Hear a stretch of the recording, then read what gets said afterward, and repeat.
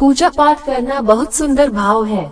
इससे व्यक्ति को आंतरिक शांति मिलती है और उसका जीवन सुखमय रहता है। साथ ही भगवान के प्रति उसकी आस्था भी बढ़ने लग जाती है। हर मनुष्य के मोक्ष की प्राप्ति के लिए ज्ञान और कर्म बेहद महत्वपूर्ण माना जाता है। इसी के साथ भगवान की भक्ति भी जरूरी होती है, लेकिन बिना कर्म, ज्ञान और भक्ति के पूजा सिद्ध नहीं मानी जाती है। पूजा पाठ करना बहुत ही सुदन और पवित्र भाव होता है। इससे व्यक्ति के ऊपर ईश्वर की कृपा बनी रहती है और आंतरिक शांति भी मिलती है। अगर व्यक्ति सच्चे मन से ईश्वर की प्रार्थना करता है तो उसके जीवन में कठिनाइयां जरूर आती हैं, क्योंकि ईश्वर उन्हीं की परीक्षा लेता है जिससे वह सबसे ज्यादा प्रेम करता है। पूजा पाठ एक कर्म भी माना जाता है जिसका समुचित फल व्यक्ति को समय के अनुसार मिलता है। लेकिन क्या आपने कभी सोचा है कि जो व्यक्ति ईश्वर की सच्चे मन से पूजा करता है वह परेशान रहता है, वहीं दूसरी तरफ बिना पूजा पाठ किए लोगों के जीवन में सुख समृद्धि का आगमन होता है। आखिर ऐसा क्यों होता है, आइए इस लेख में विस्तार से जानते हैं। ईश्वर सच्चे भक्त की लेते हैं परीक्षा।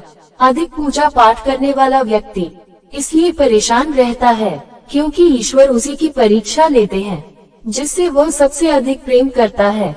भगवान उसे हर कठिनाइयों से मुक्त करना चाहते हैं ताकि उसे जीवन में कभी किसी प्रकार की परेशानियों का सामना न करना पड़े। वही भक्त भी सच्चे हृदय से अपने आराध्य की पूजा करता है ताकि ईश्वर के प्रति उसकी आस्था निरंतर बढ़ती रहे और जीवन में आ रही कठिनाइयां भी उसका कुछ न बिगाड़ सके। ईश्वर अपने भक्तों को देते हैं शक्ति। ईश्वर अपने भक्तों को कभी उदास नहीं देख सकते हैं और वह नहीं चाहते हैं कि दूसरों उन्हें परेशान करें और उन्हें हानि पहुंचाएं। इसलिए भगवान अपने भक्तों को अकेले रहने की शक्ति देते हैं ताकि वह हर परिस्थिति का डटकर सामना कर सके। भक्त श्रद्धा भाव से करे ईश्वर की पूजा। भक्तों, अगर आप ईश्वर की पूजा कर रहे हैं तो उनकी पूजा में कभी गलती न करें। कभी कभी ऐसा होता है कि हम कई बार पूजा पाठ करने के दौरान छोटी छोटी गलती कर देते हैं जिससे हमें मुश्किलों का सामना करना पड़ जाता है। लेकिन भगवान कभी भक्त का नियम नहीं देखते हैं कि वह किसी विधि और नियम से पूजा कर रहा है। वह तो बस यही चाहते हैं कि भक्त श्रद्धा भाव से उनको याद करें। ईश्वर एक शक्ति और भाव है। उसी भक्त पर ईश्वर की कृपा होती है जो सरल, श्रद्धा और अपनत्व का जीवन जीते हैं। भगवान अपने सच्चे भक्तों का समय समय पर परीक्षा भी लेते हैं ताकि उनके भक्त कठिन परिस्थिति का सामना करने में सक्षम हो जाए।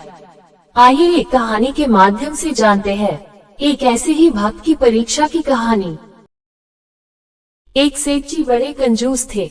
एक दिन उन्होंने दुकान पर बेटे को बैठा दिया और बोले कि बिना पैसे लिए किसी को कुछ मत देना, मैं अभी आया। अकस्मात एक संत आए जो अलग अलग जगह से एक समय की भोजन सामग्री लेते थे। लड़के से कहा, बेटा जरा नमक दे दो।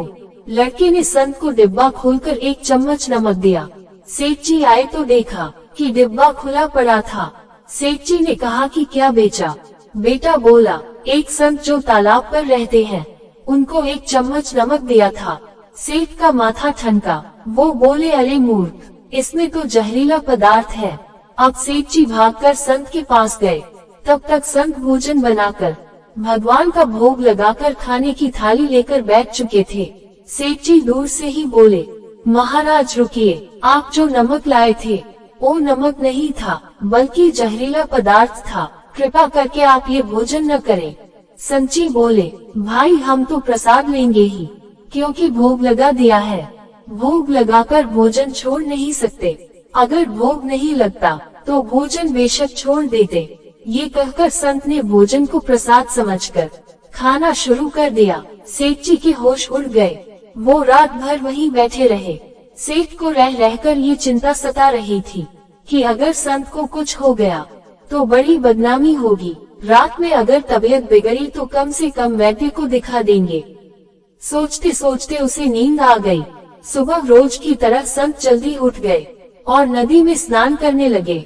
सेठ जी ने कहा, महाराज तबीयत तो ठीक है। संत बोले, भगवान की कृपा है। इसके बाद वे पूजा के लिए मंदिर चले गए।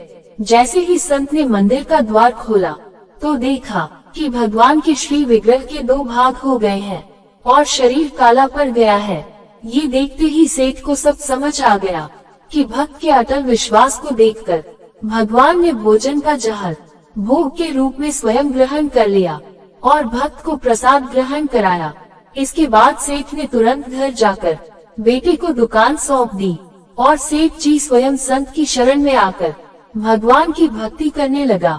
ईश्वर की सच्चे मन और श्रद्धा भाव से पूजा करें और यहाँ बताई गई बातों पर विशेष ध्यान दें।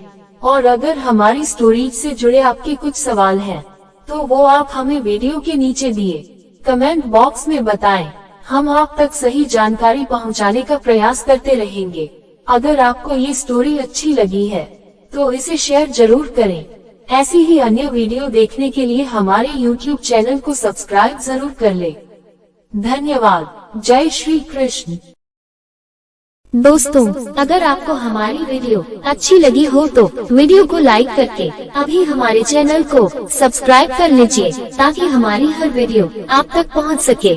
धन्यवाद। जय श्री कृष्ण।